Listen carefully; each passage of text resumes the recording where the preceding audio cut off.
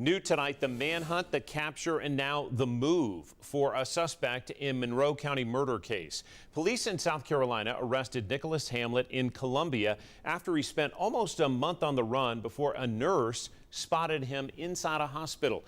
10 News reporter Avery Gingrich joins us. You've been tracking this case, and you have an update on the future for this suspect, Avery. That's right, John. Monroe County deputies say Hamlett committed murder there, but he also has a warrant in Alabama, and he was arrested in South Carolina. Knoxville criminal defense lawyer Don Bosch says the next step is extradition.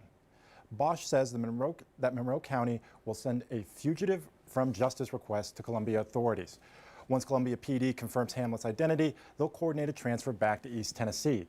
Bosch says fugitive from justice transfers, which could require picking up Hamlett in South Carolina, are done in about 3 weeks. He says fugitive from justice requests aren't uncommon, but this could impact Hamlett's trial. That's something actually that the jury can hear in his trial for murder. They can hear that he fled in order to avoid prosecution and consider that as evidence of guilt. Bosch says the alleged murder will take priority over Hamlett's charge in Alabama.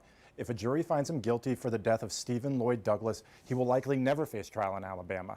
That's because he could receive a life sentence or even the death penalty here in Tennessee.